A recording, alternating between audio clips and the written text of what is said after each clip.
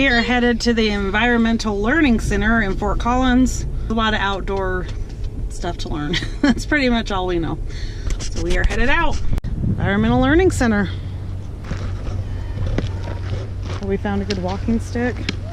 Look at those big trees. This is perfect walking stick.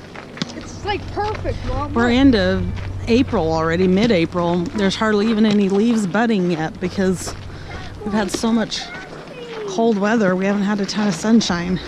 So look at these little flowers. We're barely starting to see things open up. It looks like a bird, a squirrel's old hole. Oh yeah. Oh, too bad they cut it down. Now I bet you something lives in there. Still? No dogs, no bikes. Because it's a protected area. Well, I get the bike. Yeah, it's completely stable. Look at these big wires. What are you talking about? Yeah. Whoa, whoa, whoa, whoa, whoa. Trills.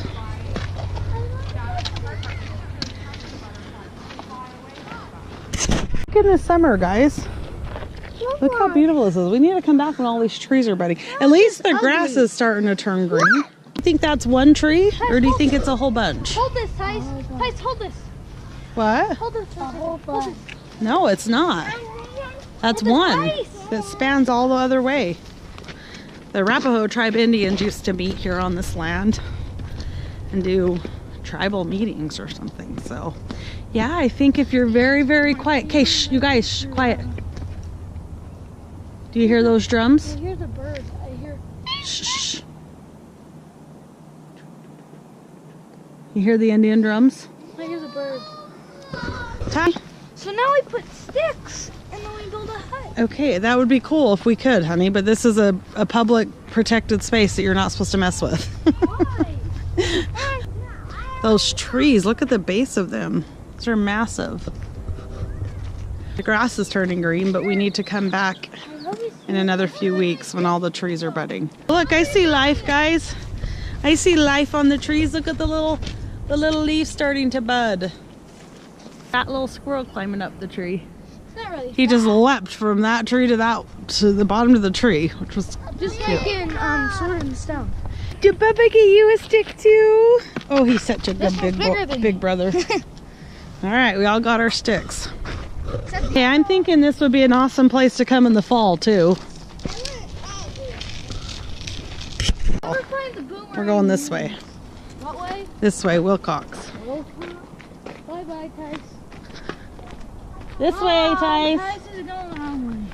If you go down the wrong trail, I'm not going to guarantee that an Indian spirit won't be your guide. Hello, squirrel. Hi. How old do you guys think some of these trees are? Look how huge some of these trees are. How old do you guys think they are? 100 years old. You're probably right. Some of them are definitely 100, but some of them are even older than that. Look at the base of that one over there. That's the base, and it goes out in all directions. These trees are like majestic. Deedle-deedle-dee-dum. Deedle-dee-deedle-dee-dum. Ba-dum-ba-dum-ba-dum.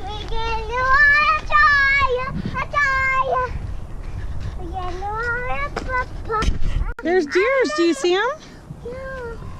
Mom, I tell you. Look, there's a deer there, a deer over there, a deer over there, and a deer over there. We see deers way over there. We're hoping that when we go around, we can get even closer to them. Wait, is it curving? Let's keep going and see. Wait, it's curving. There's a sign right there. We'll get closer. Some type of writing in the rocks. I'm guessing that was fairly recent and wasn't left by the Arapahoes. You know. We just saw some deer and we're hoping to get a lot closer to them. 1860s, two brothers from New York. So this area, it's saying it was used by the Arapaho and Ute Indians, and they hunted bison here. There's another. So I am standing right where the river would normally flow.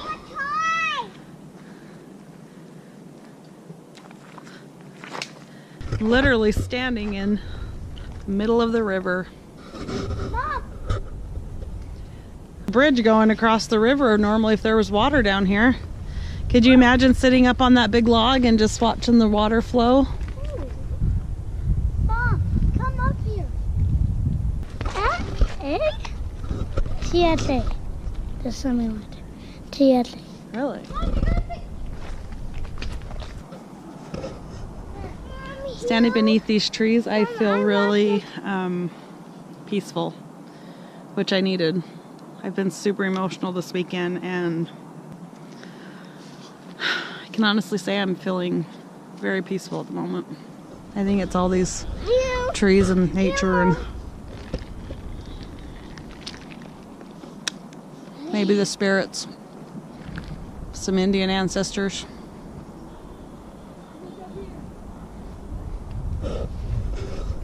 Because I don't know what tribe, but my great grandmother, I think,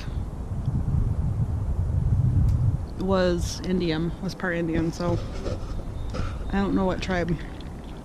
But I know I've got Indian in my blood. The Native American blood in my boys. They're feeling it here.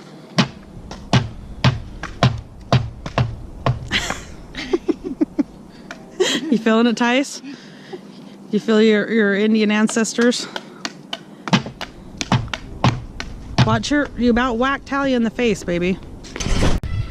Now, in all honesty, I feel it's hard to explain right now. I feel such a sense of calm right now in my soul.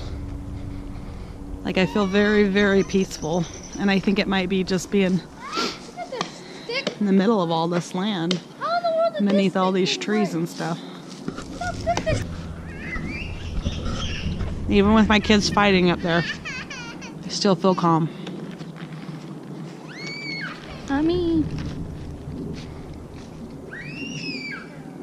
Including herons like me. Oh, that's a heron? Riparian. Or no, the heron's the bird. We already learned that. Riparian. Oh, that's a mink. Yeah.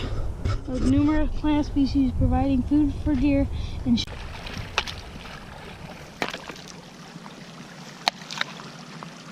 Hey, you're not throwing them far. They're just splashing and hitting me. Throw them far. They're easy to throw far. Go. They're on field. Skip that one. There's that bird, the heron. This is the habitat for them here. There's deer. It's taking off right there. Right there. There's 3 or 4 of them. They're all running that way. Where? Deer, right through the trees. Yeah, I see him. They're going that way. Look out now. We have to go over there. So I come up on the trail, and here's Talia with her shoes off already, burying her feet in the sand. And she's like, Mom, it's sand. Honey, look at me. Let me see your face. I don't want to race. I guess we're crossing the bridge. I'm not sure where we're at or which trail we're supposed to go on. Why don't we just turn back? This is talking in September 2013. That was 1 month after we moved here. Well, it was the same month we moved here when this whole entire river flooded. This is saying most of the trails here were underwater. Yeah, so this entire thing during the flood was, you can see where you're standing, where the water literally cut right through Mom, the dirt. it said there was a shed here with leaves and stuff. Oh wow, Washed yeah. away. There's remnants of the shed that got washed in the flood. The entire bank's cut out right there. It's cray-cray. No. We're not totally sure that this trail is the one that loops around, but it seems like a good one to take, so we're gonna take it. Those little bird houses right there on that tree, those have been all over on the trees, and it makes me wonder how old they are. Or if they're really recent. There's a troll under the bridge. Do you want to ask him nicely if we can cross? We're gonna call this the Trinity tree. Trinity tree, what do you mean? It's one base. Oh, like Trinity, 1, 2, One 3. base with 3 trunks, right? Oh yeah, they're all attached up. Honey, you can't reach it from here. The water's way down there. You got to go where you were. I have to made it. I'm going to make the rocks. Well, you can't throw them from here. No, I have to. No, you can't. I have to make it. You have to make it. I'm standing by it.